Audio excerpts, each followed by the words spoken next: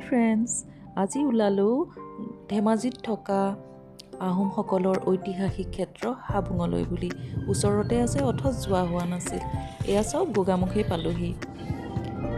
এয়া লুডু খেলিছে আইতাক আৰু নাতিনীয়েকে ন, কোন জিকে কোন হাৰে ক'বা দেই। গাড়ীত টাইম পাছ। গোগামুখ পাৰ হৈ এই গছ গছনিৰে ভৰা ৰাস্তাডোখৰ মোৰ বহুত ভাল লাগে। এতিয়া আকৌ ইয়াতে আকৌ কুঁহিয়াৰ ৰসো খাবলৈ পোৱা যায়। ঘূৰি আহোঁতে খাম বুলি আৰু ভাবি গুচি গ'লোগৈ। এয়া চমৰাজান পালোহি। বৰ ভাল লাগে এইখিনি জেগাও। আকাশখনলৈ গৈ আছোঁ যেন লাগে।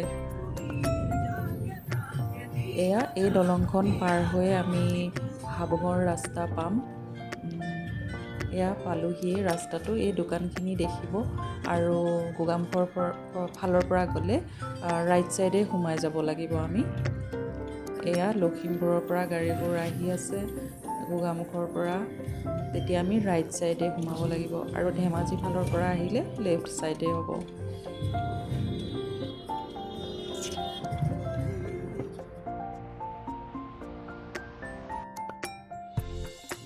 গাঁৱৰ মাজে মাজে আমি গৈ আছোঁ। মেইন ৰাস্তাৰ পৰা 12 কিলোমিটাৰমান সোমাব লাগে আৰু এখন গাঁৱৰ নাম টেঙাপুৰ গাঁৱৰ মাজেৰে আমি গৈ আছোঁ আৰু বেছি দূৰ নাই, 7 কিলোমিটাৰ্ছমান দেখাই আছে। এয়া আমি নৰুৱা থান চাৰিআলি পাইছোঁহি।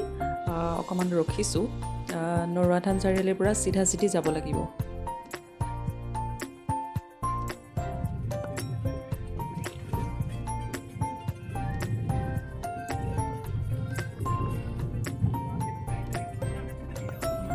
নম্বৰখন দলং, ধেৰ দলং আছে দেই। এইখিনিতে আমি লেফ্ট টাৰ্ণ ল'লোঁ আৰু বেছি দূৰ নাই, 2-3 মিনিটত আমি পাই যাম। এতিয়া এইটো নেক্সট লেফ্ট টাৰ্ণ লৈছোঁ আমি।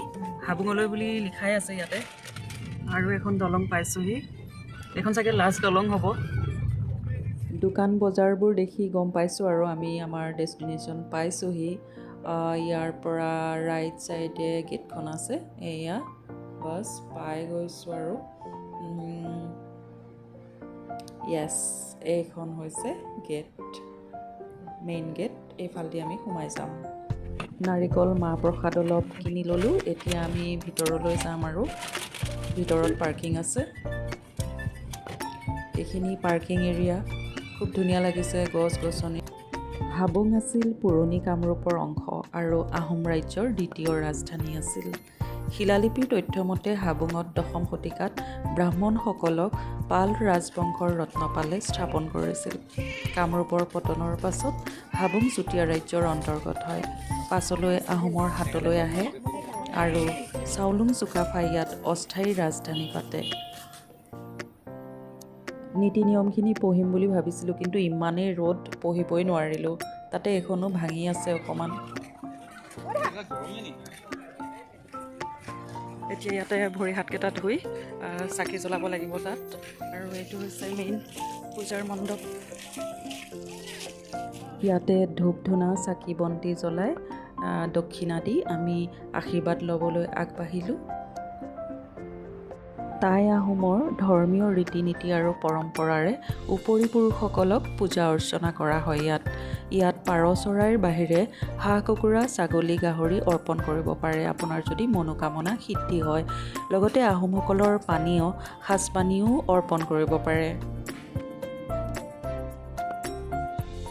এই যে দেখিছে ড্ৰেগনৰ নিচিনা মূৰ্তি জনা গিংগাও খাম, এওঁ হৈছে সাপ, সিংহ, কাছ, ঘোঁৰা আৰু চৰাইৰ হাইব্ৰিড। আহোমসকলৰ ৰয়েল এম্ব্লেম আছিল বুলিও জনা যায়।